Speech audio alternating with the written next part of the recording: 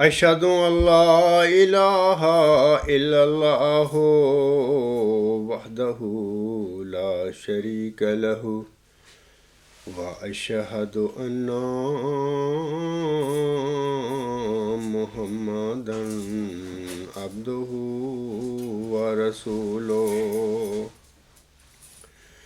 أما بعد فأعوذ بالله من الشيطان الرجيم بسم الله الرحمن الرحيم الحمد لله رب العالمين الرحمن الرحيم مالك يوم الدين إياك نعبد وإياك نستعين اهدنا الصراط المستقيم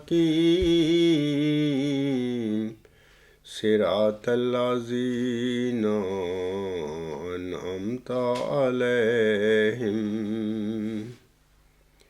صراط الذين أنعمت عليهم غير المغضوب عليهم ولا الضالين أحسب الناس أن يتركوا أن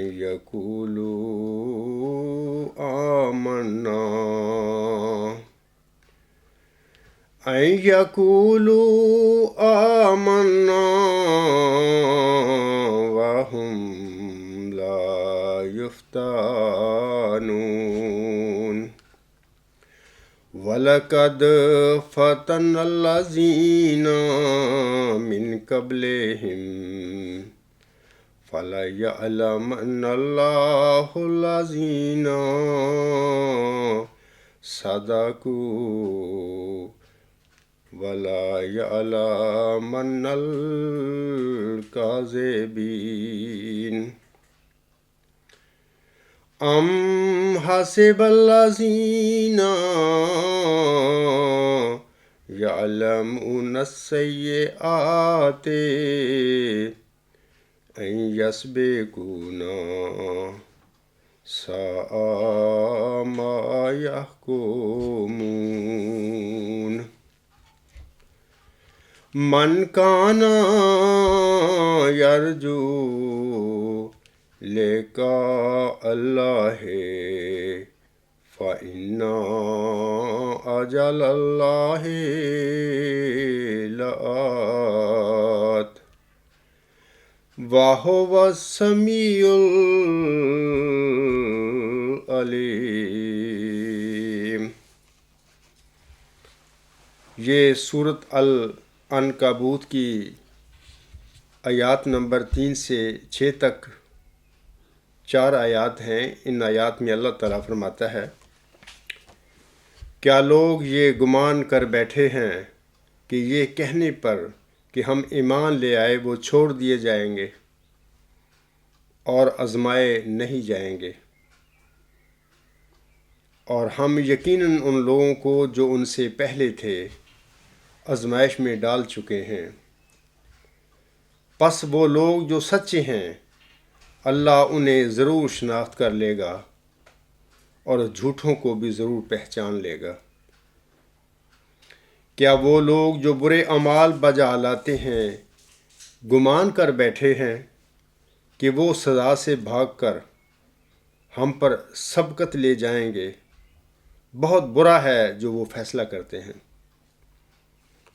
جو بھی اللہ کی لقاء چاہتا ہے تو اس کے لیے اللہ کا مقرر کردہ وقت ضرور آنے والا ہے، اور وہ بہت سننے والا اور دائمی علم رکھنے والا ہے۔ سامعین کرام، جماعت احمدیہ اصلاح پسند انگلستان کے دوسرے جلسہ سالانہ 2015 کا آج آخری دن ہے۔ بعض احباب کی یہ خواہش تھی کہ میں جلسہ سالانہ کے اختتام پر اپنا پیغام آپ سب کو دوں،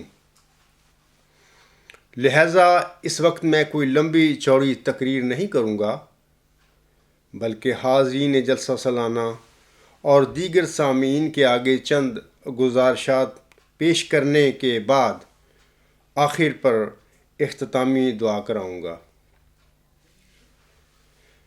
جیسا کہ سامعین کو علم ہے اور میں اللہ تعالیٰ کی نصیحت وَذَكِّرْ فَإِنَّ الذِّكْرَىٰ تَنفَعُ الْمُؤْمِنِينَ، اور تو یاد دلاتا رہ کیونکہ یاد دلانا مومنوں کو نفع بخشا کرتا ہے کے مطابق بطور یاد دہانی دوبارہ آپ سب کو یہ بتا رہا ہوں کہ ابھی میں اپنے ایم اے کے امتحانات سے فارغ ہی ہوا تھا کہ میں نے جناب خلیفہ رابع صاحب کے وعدہ کے مطابق ان کی خدمت میں اعلیٰ تعلیم کے حصول کے لیے مدد کے واسطے ایک درخواست لکھی تھی، لیکن خلیفہ صاحب نے اپنے وعدہ کو پورا نہ کیا اور ایک سیاسی قسم کا جواب دے کر مجھے ٹرخا دیا گیا۔ میں جناب خلیفہ رابع صاحب کے اس سیاسی جواب سے بہت مایوس ہوا۔ اگر میں یہ کہوں کہ یہ میرے زندگی کے سب سے مشکل دن تھے تو یہ غلط نہیں ہوگا۔ سامعین کرام، یہ جو میں باتیں بتا رہا ہوں آپ سب میری کتاب غلام مسیح الزماں کے مقدمہ جو ہے اس میں یہ ان سب باتوں کی تفصیل موجود ہے۔ انہی دکھ برے دنوں میں اللہ تعالیٰ نے مجھے بتایا تھا کہ اے عبد الغفار، اب تو مدد کے لیے کسی کے آگے ہاتھ نہ پھیلانا، میں تجھے اب اپنی جناب میں رجسٹر کرتا ہوں اور اب میں تجھے خاص علم دوں گا اور تو اس میں لوگوں کو لاجواب کر دے گا اور اس میں تو ہمیشہ غالب رہے گا وغیرہ وغیرہ۔ انہی ایام میں اللہ تعالیٰ نے ایک دن مجھے بتایا تھا کہ اے عبد الغفار، میں تجھے زمین کے کناروں تک شہرت دوں گا۔ اس بشارت پر میں نے اللہ تعالیٰ سے التجا کی تھی کہ اے میرے مہربان خدا، میں تو شہرت کی بجائے گوشہ نشینی کو پسند کرنے والا ہوں، لیکن اللہ تعالیٰ نے میری اس التجا کو رد کر کے فرمایا تھا کہ اب وہی ہوگا جو میں نے کہا ہے۔ اس پر میں نے بھی اللہ تعالیٰ سے عرض کی تھی کہ اے میرے خدا، اگر تیری یہی رضا ہے تو پھر میں بھی تیری اس رضا اور تیرے اس فیصلے پر راضی ہوں۔ اے میرے احمدی بہنوں اور بھائیوں، اللہ تعالیٰ کی تجلی کا یہ واقعہ کوئی چھوٹا موٹا واقعہ نہیں تھا، بلکہ اس واقعہ نے مجھے میری بنیادوں سے ہلا دیا تھا۔ اگر میں یہ کہوں، بلکہ یہ میں حلفاً کہتا ہوں کہ مبارک سجدہ میں جانے والا عبد الغفار سجدہ میں ہی تحلیل ہو گیا تھا، غائب ہو گیا تھا۔ مبارک سجدہ سے اٹھنے والا عبد الغفار اب ایک نیا عبد الغفار تھا۔ اگر میں یہ کہوں کہ سجدہ سے اٹھنے والا عبد الغفار ماؤ ذکی غلام مسیح الزماں بن کر اٹھا تھا تو یہ غلط نہیں ہوگا۔ ذالک فضل اللہ یؤتیہ من یشاء واللہ ذو الفضل العظیم، یہ اللہ کا فضل ہے، جس کو وہ چاہتا ہے دیتا ہے، اور اللہ بڑے فضل والا ہے۔ میں سامعین سے یہ حلفاً کہتا ہوں کہ اس واقعہ کے بعد میں 40 دن تک اللہ تعالیٰ کے حضور اپنے کمرے میں روتا رہا تھا، اللہ تعالیٰ سے دعائیں کرتا رہا کہ اے میرے خدا تعالیٰ، مجھے تو اپنی زندگی سے مایوسی ہو گئی ہے، تو مجھے زندگی بخشتا میں تیرے دین اسلام کی کچھ خدمت کر سکوں۔ اے میرے احمدی بھائیوں، یہ کوئی چھوٹا موٹا معمولی واقعہ نہیں تھا، لیکن برخلاف اس غیر معمولی واقعہ کے خاکسار یقیناً ایک معمولی انسان ضرور تھا۔ بہرحال 10 سال تک میں نے اس واقعہ کی خبر صرف چند سنجیدہ لوگوں کو ہی دی تھی، اور پھر اپریل 1993 میں نے جناب خلیفہ رابع صاحب کے آگے بالواسطہ اور اشارتاً اپنے دعوے کو رکھ دیا۔ خلیفہ صاحب میرے دعوے کو فوراً سمجھ گئے۔ اس کی تفصیل کو میں یہاں چھوڑتا ہوں۔ سامعین کرام میری کتاب غلام مسیح الزماں سے اس کی تفصیل پڑھ سکتے ہیں۔ خلیفہ صاحب نے مجھے جو جواب لکھا، آپ سب اس جواب کو الغلام.com پر خطوط سیکشن میں پڑھ سکتے ہیں۔ خلیفہ صاحب کا یہ جواب سامعین کرام کسی دلیل پر مبنی نہیں تھا، بلکہ وہ مجھے لکھتے ہیں،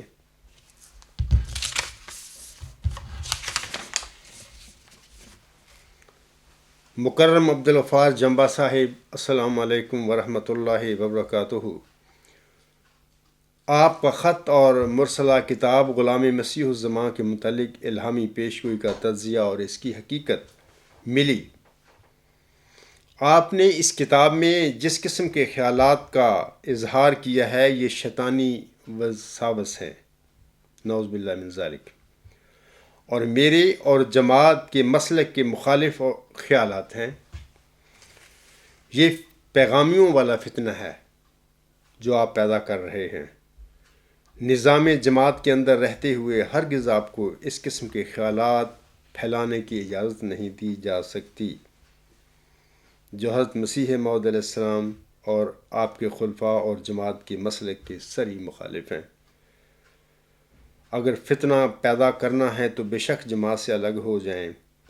اللہ آپ کو عقل دے اور ٹھوکر سے بچائے۔ وسلام، خاکسار مرزا طاہر احمد خلیفۃ المسیح الرابع۔ یہ اصل خط جو ہے میرے پاس ابھی بھی پڑا ہوا ہے، اور یہ ویب سائٹ پر بھی یہ خط کو دیکھا جا سکتا ہے اور پڑھا بھی جا سکتا ہے۔ سامعین کو واضح رہے کہ قرآن کریم سے ہمیں پتہ ملتا ہے کہ 3500 سال پہلے فرعون نے حضرت موسیٰ علیہ السلام کی دعوت اللہ کے جواب میں بھی اسی قسم کا حضرت موسیٰ علیہ السلام کو جواب دیا تھا، جیسا کہ جواب خلیفہ رابع صاحب نے مجھے میری جو دعوت اللہ تھی جو میں نے ان کے آگے رکھی تھی اس کے جواب میں جو دیا تھا، جو ابھی میں نے آپ لوگوں کے آگے پڑھا ہے۔ یہودی خلیفے اور یہودی ربیوں نے بھی حضرت عیسیٰ علیہ السلام کی دعوت اللہ کے جواب میں اسی قسم کا انہیں جواب دیا تھا، اور ابو جہل نے حضرت صلی اللہ علیہ وآلہ وسلم کی دعوت اللہ کا جواب بھی اسی طرح دیا تھا جیسا کہ خلیفہ رابع صاحب نے مجھے دیا، اور اسی طرح 1 صدی قبل محمد حسین بٹالوی اینڈ کمپنی نے بھی حضرت مرزا صاحب علیہ السلام کی دعوت اللہ کے جواب میں آپ علیہ السلام کو اسی قسم کا جواب دیا تھا، جو کہ جناب خلیفہ رابع صاحب کا جواب ابھی میں نے آپ لوگوں کو پڑھ کے سنایا ہے۔ یہ طاقت والے جواب تھے، یعنی یہ جواب جو تھے حق اور انصاف پر مبنی جواب نہیں تھے۔ نہ خلیفہ رابع صاحب کا جو جواب ہے حق پر اور انصاف پر مبنی تھا، بلکہ طاقت پر مبنی تھا کہ ہم طاقتور لوگ ہیں، ہم نے اپنی حکومتوں میں، اپنے نظاموں میں جو کہیں گے وہی حق اور سچ ہوگا۔ یہ طاقت والے جوابوں کا یہ طریقہ کار ہوتا ہے، جیسے کہ پنجابی میں کہتے ہیں نا کہ ڈاڈے دا ستی بھی 100۔ یہ اس قسم کے جواب پہلے مرسلین کو بھی ان کے مخالفین نے یا ان قوموں نے جن میں وہ مبعوث ہوئے تھے انہیں جواب دیے تھے۔ ایسا ہی جواب خلیفہ رابع صاحب نے بھی مجھے دیا تھا۔ خلیفہ رابع کا بھی یہ جواب جو ابھی میں نے پڑھا ہے آپ لوگوں کے سامنے، دلیل کی بجائے اسی قسم کا طاقت پر مبنی جواب تھا۔ قادیانی جماعت کے نام نہاد خلیفوں کا یہ المیہ ہے سامعین کرام کہ وہ اپنی جماعت کے اندر اپنی طاقت کے فیصلے کو صحیح سمجھتے ہیں، لیکن بیرونی دنیا سے دلیل کے ساتھ بات کرنے کی مانگ کرتے ہیں۔ کہ جی ہم نے دلیل کے ساتھ مانگ کرنی ہے. حیات مسیح کا مسئلہ ہو, وہاں پہ قرآن کریم لے کر بیٹھ جائیں گے کہ جی یہ دیکھو 30 آیات ہیں, مسیح عیسیٰ ابن مریم تو فوت ہو گیا ہے. وہاں پہ کوئی ان کی طاقت نہیں چلے گی, نہ طاقت کا مظاہرہ کر سکتے ہیں. وہاں پہ جہاں پر یہ طاقت کا مظاہرہ کر سکتے ہیں, جہاں پر ان کی طاقت چلے, تو وہاں پر ان کے فیصلے جو ہیں وہ طاقت پر مبنی ہوتے ہیں, دلیل پر نہیں ہوتے, حق اور سچ اور انصاف پر مبنی نہیں ہوتے.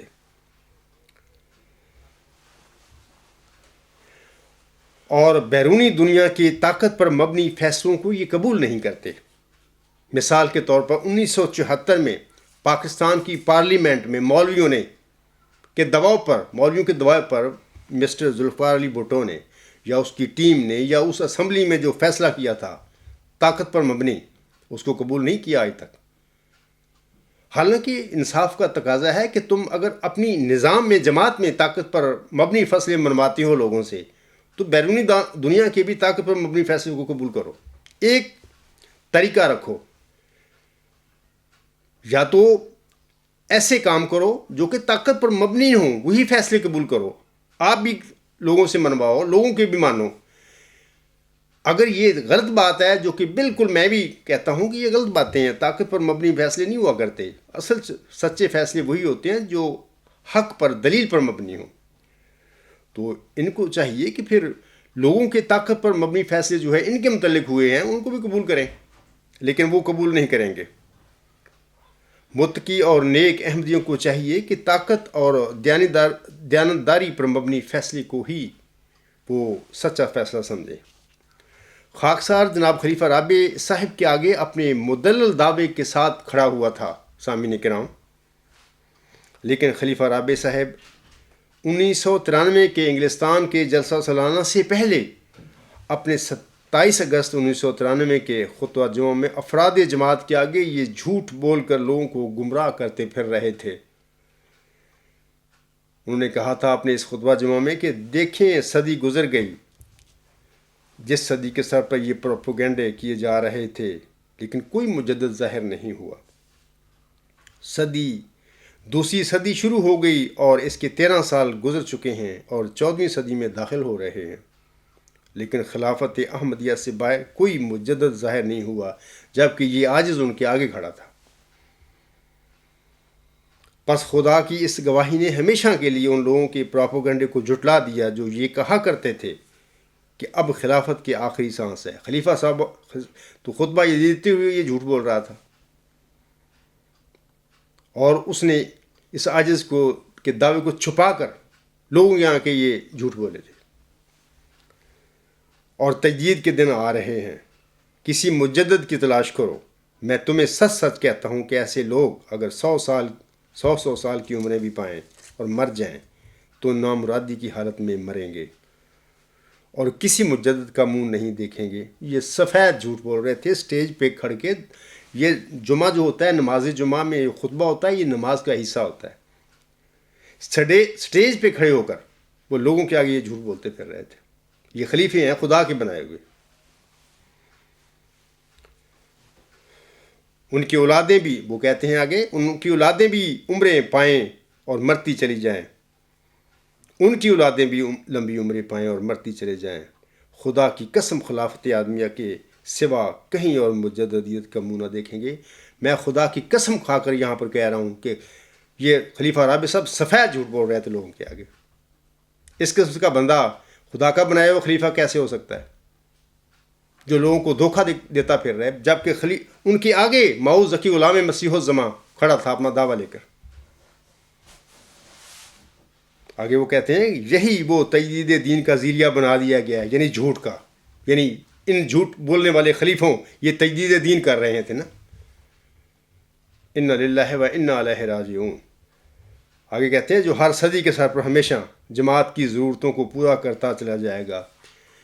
میں عام سادہ احمدیوں کہتا ہوں کہ یہ جو گند جماعتی احمدیہ میں ڈالا ہے, ان نام نہاد خلفاء نے ہی تو ڈالا ہے. 100 سال یہ گند ڈالتے رہے ہیں. مرزا صاحب علیہ السلام کی سچی تعلیم جو تھی اس کو کچھ کا کچھ بنا دیا اپنے گند ڈال کے. اور اوپر سے یہ کہتے ہیں کہ ہر صدی کے سر پر ہمیشہ جماعت کی ضرورتوں کو یہ خلافت پورا کرتے چلے جا رہی. کبھی کاذبوں اور جھوٹ جو بولنے والے ہیں اللہ تعالیٰ ان کو بھی بطور مجدد کھڑا کیا کرتا ہے دنیا میں. یعنی جو گند ڈال رہے ہیں وہی مجدد بن کر بیٹھے ہوئے ہیں جماعت احمدیہ میں. اے میرے احمدی بھائیوں، 15ویں صدی ہجری کا موعود مجدد ان کے آگے کھڑا تھا، خلیفہ رابع صاحب کے آگے، لیکن وہ اپنے خطبے میں جھوٹ بولتے پھر رہے تھے. سامعین کو واضح رہے کہ دین اسلام میں کوئی جبر نہیں ہے، جیسا کہ اللہ تعالیٰ فرماتا ہے لا اکراہ فی الدین قد تبین الرشد من الغی. دین میں کوئی جبر نہیں ہے، یقیناً ہدایت گمراہی سے کھل کر نمایاں ہو چکی. خلیفہ رابع صاحب اپنے 5 دسمبر 1986 کے خطبہ جمعہ میں آزادی ضمیر کے حوالہ سے جو دھواں دار تقریر کرتے ہیں،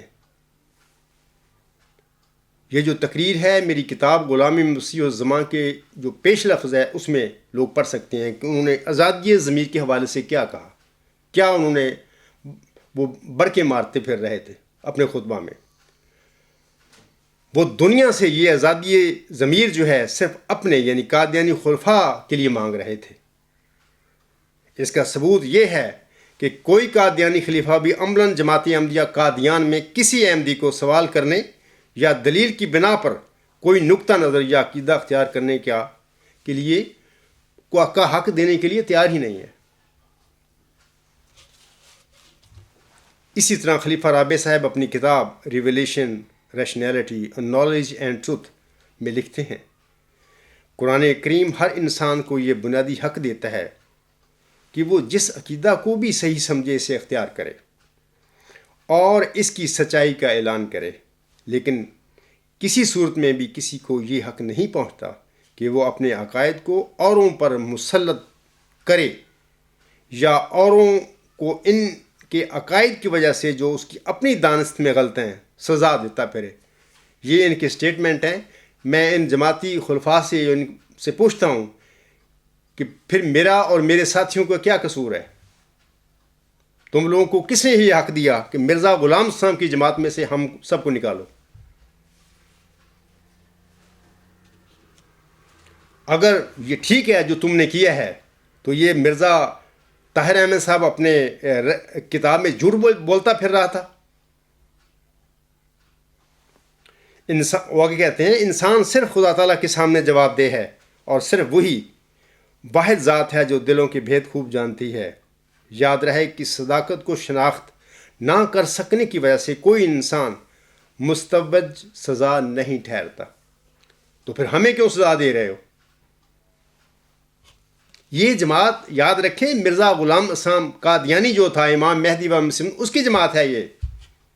یہ کسی نتھو پھتو کی کسی بشیر الدین محمود کی جماعت نہیں ہے. یہ کہ وہ اپنے دعویٰ کو کی بنا پر یا اختلاف رکھنے کی بنا پر احمدیوں کو جماعت احمدیہ قادیان جو مرزا صاحب کی جماعت ہو اس سے نکالتے پھرے. تو پھر سامعین کرام آزادی ضمیر کی یہ تقریریں اور اپنی کتابوں میں اس کا اظہار جھوٹ اور فریب نہیں تھا تو پھر اور یہ کیا تھا؟ سب دجل تھا. یہ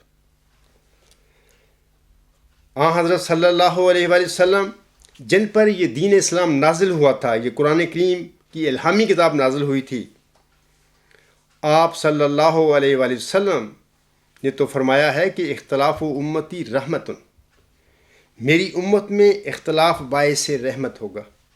لیکن یہ مدلل اختلاف قادیانی خلیفوں کے بارے نہیں ہے، کیونکہ ان کا دجل نہیں چل سکتا. ان کا جھوٹ اور فریب جو ہے اور جس طاقت اور نظام شیطانی کے ساتھ لوگوں کو انہوں نے یرغمال بنایا ہوا ہے وہ نہیں چل سکے گا پھر. لہٰذا وہ مقبوضہ جماعت احمدیہ میں کسی کو اس قسم کے اختلاف کا حق دینے کے لیے تیار نہیں ہے، جس کے متعلق ہمارے پیارے آقا حضرت محمد مصطفیٰ صلی اللہ علیہ وسلم نے فرمایا ہے کہ اختلاف و امتی رحمت. اسی طرح حضرت صلی اللہ علیہ وسلم نے اپنی پیروکاروں کو بتایا کہ السوال و نصف العلم، سوال نصف علم ہے، اور یہ بھی کہ السوال و مفتاح العلم، سوال علم کی چابی ہے. ان قادیانی نام نہاد خلیفوں نے جماعت احمدیہ پر قبضہ کر کے احمدیوں سے یہ سوال کا حق ہی چھین لیا. اگر انسان کوئی سوال ہی نہ کر سکے دس مینس کہ وہ گنگا ہو چکا ہے. اس کو حق ہی نہیں ہے وہ سوال کرنے کا، اطاعت صرف. تو کیا ایسی صورتحال میں ہم کہہ سکتے ہیں کہ جن لوگوں سے سوال کا حق چھینا گیا ہے کہ وہ دراصل عملی طور پر گنگے بنا دیے گئے ہیں؟ ہمارے قادیانی خلیفہ توحد امام مہدی و مسیح موعود کی جماعت میں ہر قسم کے سوال اور ہر قسم کی آزادی ضمیر پر سامعین کرام پہرے لگا کر بیٹھے ہوئے ہیں اور صرف دکھاوے کے طور پر آزادی ضمیر کے لیے تقریریں کرتے ہیں اور خواہش مند ہیں کہ مقبوضہ جماعت احمدیہ میں صرف ہمیں آزادی ضمیر کا حق ہونا چاہیے، لیکن وہ اس مقبوضہ جماعت میں کسی اور احمدی کو یہ حق دینے کے لیے تیار نہیں ہیں. ان لوگوں نے احمدیوں کو عملاً گنگے بنا کر اسیر بنایا ہوا ہے. لیکن میں بڑے افسوس کے ساتھ کہتا ہوں کہ خلیفہ رابع صاحب 10 سال تک خاکسار کا دعویٰ چھپا کر بیٹھے رہے اور اللہ تعالیٰ کی رضا اور اس کے فیصلے کو رد کر کے آئندہ اپنی جانشینی کے حوالے سے سازشیں کرتے رہے. کیا اس قسم کا دین حقیقی اسلام ہو سکتا ہے؟ کیا اس قسم کی جماعت روحانی جماعت ہو سکتی ہے؟ کیا اس قسم کا سلسلہ روحانی سلسلہ ہو سکتا ہے؟ کیا اس قسم کا نظام اسلامی نظام ہو سکتا ہے؟ اور کیا اس قسم کے لوگوں کے متعلق ہم گمان کر سکتے ہیں کہ یہ رشد و ہدایت یافتہ اور خدا کے بنائے ہوئے خلیفے ہیں؟ ہرگز نہیں، ہرگز نہیں. کسی نبی کے بعد اس کی تعلیم پر چلنے والے اور رشد و ہدایت یافتہ خلیفے اس قسم کے مکر نہیں کیا کرتے اور نہ ہی وہ جھوٹ بولا کرتے ہیں. اے میرے احمدی بھائیوں، خلیفہ رابع نے تو میرے دعوے کو چھپا کر دجل کیا تھا. عام احمدیوں کو ان کی زندگی میں اس کا کوئی علم نہیں تھا کہ جناب ہمارا خلیفہ رابع صاحب شیر خلیفہ کیا کر کے بیٹھا ہوا ہے. خلیفہ رابع کے دور کے احمدی خاکسار کے دعویٰ کے حوالے سے قصوروار نہیں ہیں، کیونکہ وہ خاکسار کے دعویٰ کے حوالے سے بالکل لا علم تھے. دوسری طرف خلیفہ رابع صاحب اپنے 12 دسمبر 1997 کے خطبہ جمعہ میں اپنی خاندانی مذہبی گدی پر بٹھانے کے لیے اپنے بھانجے مرزا مسرور احمد کے لیے راہ ہموار کرتے پھر رہے تھے. خلیفہ رابع صاحب کی وفات کے بعد ان کی بنائی ہوئی خاندانی مجلس انتخاب نے اسے فوراً خاندانی گدی پر بیٹھنے کے لیے NOC جاری کر دیا اور پھر اسی سال یعنی 22 دسمبر 2003 میں نے اپنے دعویٰ کو بذریعہ-الغلام.com پبلک میں اوپن کر دیا. خلیفہ رابع صاحب نے تو میری دعوے کو 10 سال تک چھپائے رکھا، جبکہ مرزا مسرور احمد نے بھی یہودیوں کی طرح یہ مکر شروع کیا ہوا ہے کہ عبدالغفار جمبا سے اور اس کے پیروکاروں سے پیشگوئی مسیح موعود کے حوالے سے کوئی بات نہیں کرنی، یعنی مکمل مقاطعہ اور بائیکاٹ. اپنے اس نام نہاد دین کو یہ کہتے ہیں حقیقی اسلام. میں نے مرزا مسرور احمد کو بھی اپنے دعویٰ کے حوالے سے مفصل خط لکھا تھا، لیکن آج تک اس کا کوئی جواب نہیں دیا گیا.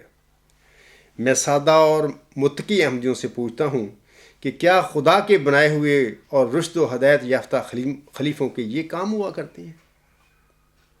ہرگز نہیں. آخر تم نے مرنا ہے سب نے. سوچو، غور کرو کہ ہم کن لوگوں کے فراڈیوں کے چنگل میں پھنسے ہوئے ہیں. آخر مرنے کے بعد خدا کو کیا جواب دو گے؟ اے اسیر احمدیوں اور اے اسیران راہ مولا، 20 فروری 1886 کی الہامی پیشگوئی مسیح موعود کی حقیقت کو جاننا آپ کا حق ہے، اور آپ کو چاہیے کہ آپ اس حق کے لیے کھڑے ہو جائیں. آپ ان لوگوں سے نہ ڈریں بلکہ صرف اللہ تعالیٰ سے ڈریں. آپ سوال کریں اپنے خلیفہ سے اور اپنے مولویوں سے کہ اگر خلیفہ ثانی صاحب سچے مسلم موعود تھے تو پھر تم میدان میں اتر کر اس مدعی یعنی خاکسار عبدالغفار جمبا کا بذریعہ دلائل مقابلہ کیوں نہیں کرتے؟ اگر عبدالغفار جمبا کا دعویٰ نعوذ باللہ غلط ہے تو میدان میں آنے سے آپ کیوں گھبرا رہے ہیں؟ میں تمام احمدیوں سے درخواست کرتا ہوں کہ جناب خلیفہ ثانی صاحب قطعاً مسلم موعود نہیں تھے، بلکہ 20 فروری 1886 کی الہامی پیشگوئی میں ماؤد لڑکا سے متعلقہ ضمنی الہامی بشارت کہ وہ بطور مسیل بشیر احمد اول مصداق تھے، یہ دراصل ان کا پیشگوئی مسلم موعود کے سلسلے میں یہ حصہ تھا۔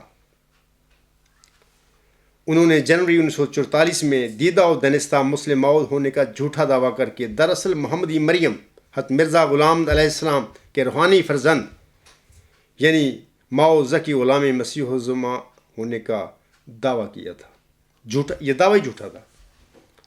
اللہ تعالیٰ سورۃ الحاقہ میں اپنے پیارے نبی حضرت صلی اللہ علیہ وآلہ وسلم کے حوالہ سے فرماتا ہے، وَلَوْ تَقَوَّلَ عَلَيْنَا بَعْضَ الْأَقَاوِيلِ لَأَخَذْنَا مِنْهُ بِالْيَمِينِ ثُمَّ لَقَطَعْنَا مِنْهُ الْوَتِينَ فَمَا مِنْكُمْ مِنْ أَحَدٍ عَنْهُ حَاجِزِينَ۔ اللہ تعالیٰ سورۃ الحاقہ کی یہ جو آیات ہیں ان میں فرماتا ہے، اور اگر یہ شخص یعنی اللہ تعالیٰ اپنے پیارے نبی صلی اللہ علیہ وآلہ وسلم کے حوالہ سے یہ بات کر رہا ہے، انسانوں کو بتا رہا ہے کہ اور اگر یہ شخص ہماری طرف جھوٹا اعلام منسوب کر دیتا، خواہ ایک ہی ہوتا،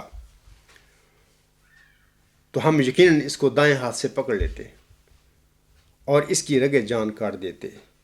سو اس صورت میں تم میں سے کوئی بھی نہ ہوتا جو اسے خدا کے عذاب سے بچا سکتا۔ اور یہ جو ترجمہ میں کر رہا ہوں عربی کا، یہ بھی آپ کے نام نہاد مسلم موعود خلیفہ ثانی صاحب کا ترجمہ کیا ہوا ہے، میں نے اپنا ترجمہ نہیں آپ لوگوں کے آگے رکھ رہا۔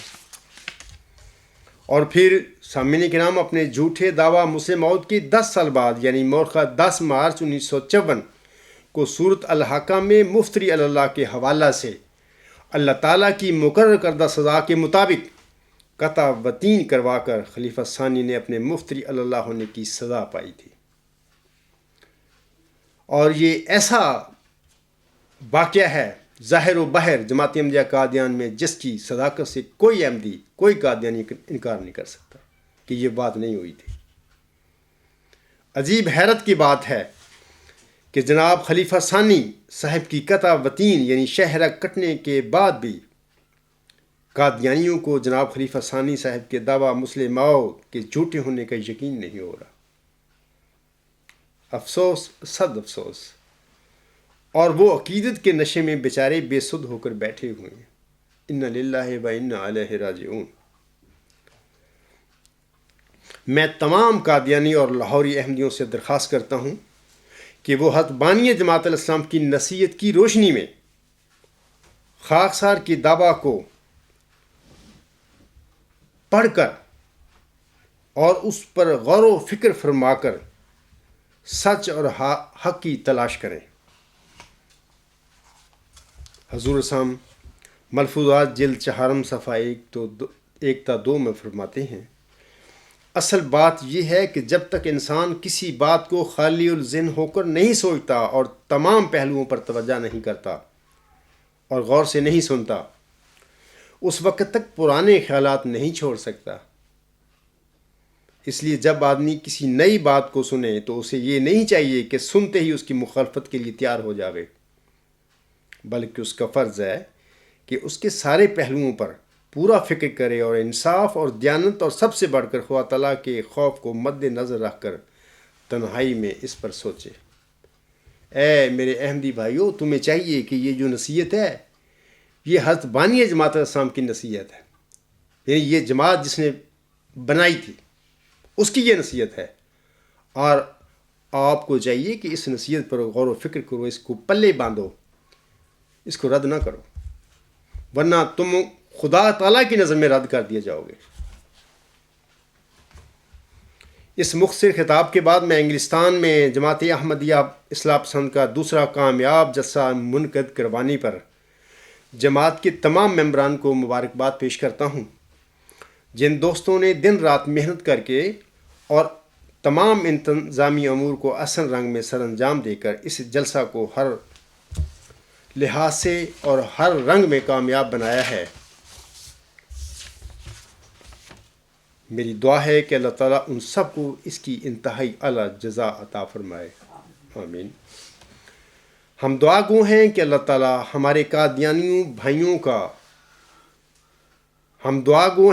تعالیٰ ہمارے قادیانیوں بھائیوں کا خوف بھی دور فرمائے، تاکہ وہ بے خوف ہو کر تقوی اور دیانتداری کے ساتھ قرآن کریم اور ذکی غلام سے متعلقہ الہامی بشارتوں کی روشنی میں خاکسار اور جناب خلیفہ ثانی صاحب کے دعویٰ کا جائزہ لے کر حق اور سچ کو پانے کی کوشش کریں۔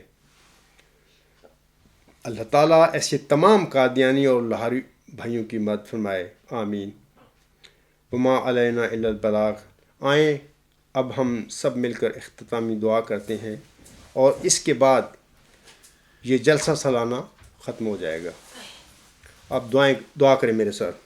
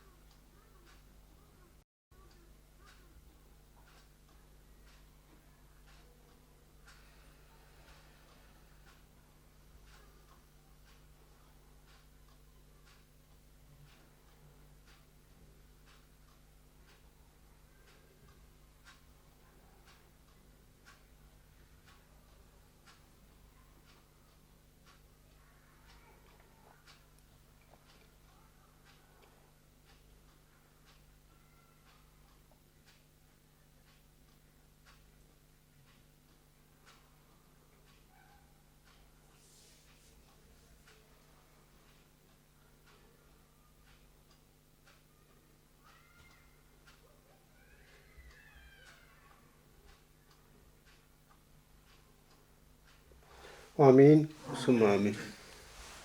خدا حافظ۔